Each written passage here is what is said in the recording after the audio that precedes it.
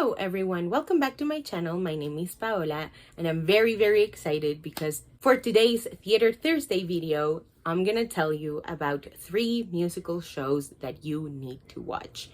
I am so happy because a lot of streaming platforms have been greenlighting musical shows and I am the happiest I've ever been. I love musicals, and when it comes in shows, it's just so much better because you get so much more out of the characters, you get so many more songs, and it's just delightful. The first show that I want to talk about is Schmigadoon.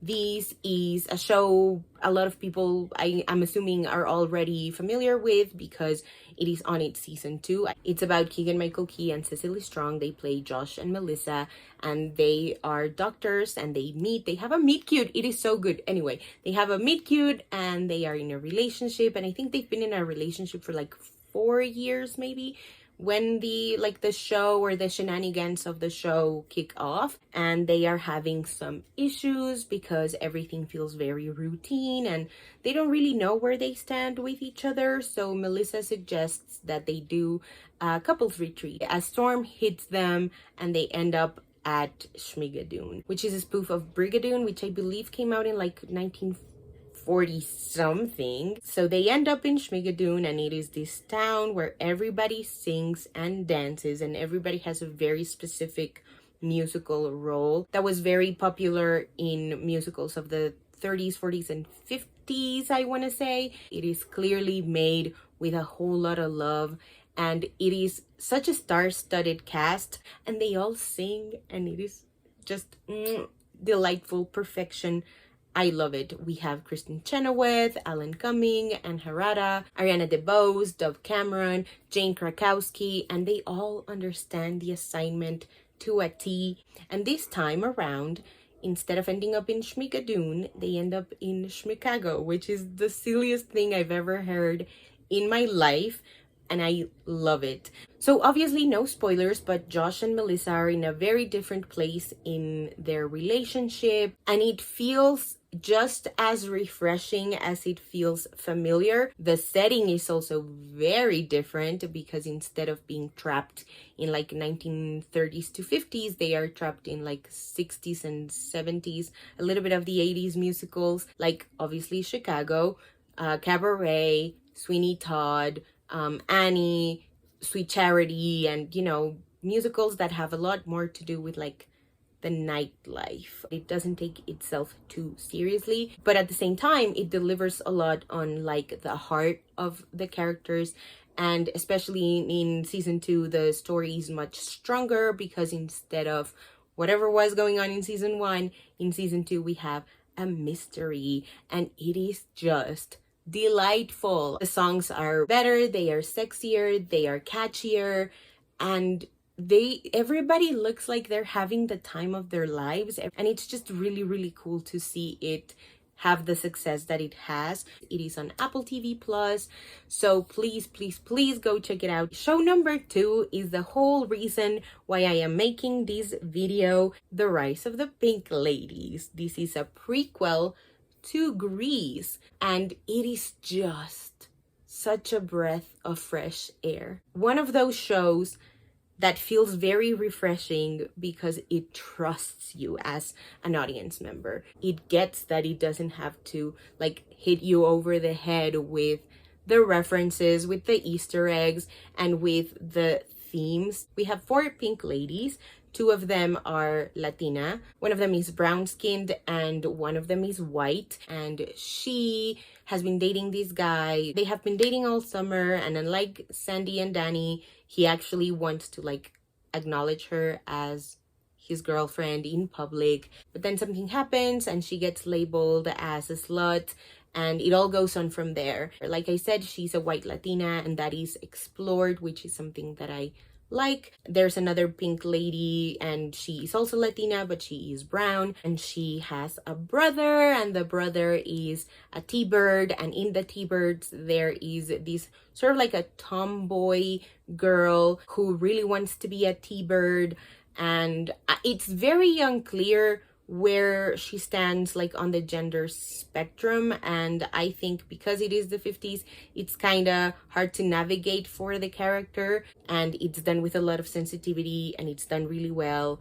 Feels very authentic and I like that. The brown skin Latina, on the other hand, she is kind of like the Rizzo of the group in terms of her reputation, and I love the way that this is explored. And our fourth pink lady is Asian, and she has sort of been shunned out of her friend group because her two best friends have gotten boyfriends, and she's very much not interested in that whole thing. She's like the outsider now. And what I love about it is that it's not colorblind. Like there's a very specific song where the T-Birds are like, why would we want to be part of that crowd when that crowd hates us? It is able to laugh at itself and at the issues that these characters are facing without making light of the situation, if that makes any sense. Like I said, this is the reason why I'm making this video. And Grease has such a very special place in my heart. One day on the TV, in this very room where I am filming, Grease was playing and my grandma was, hey, come here, look at this. Grease was just starting and she was like, that's how I used to dress when I was little. That's how I used to dress when I was younger. And I just have that in my heart. Also, the movie is fantastic. I have the time of my life with Grease. And so that's another reason why I love Rise of the Pink Ladies. Like, it just really understands what it's doing and where it's going. I love it with my entire heart. Please go watch it. It is available on Paramount Plus. And the third musical that you need to watch is available on Peacock, and it is called Bumper in Berlin. So if the name Bumper by any chance rings a bell, yes, you would be correct. It is Adam Devine's character from the Pitch Perfect franchise reprising his role as Bumper for this comedy series set in Germany. This takes place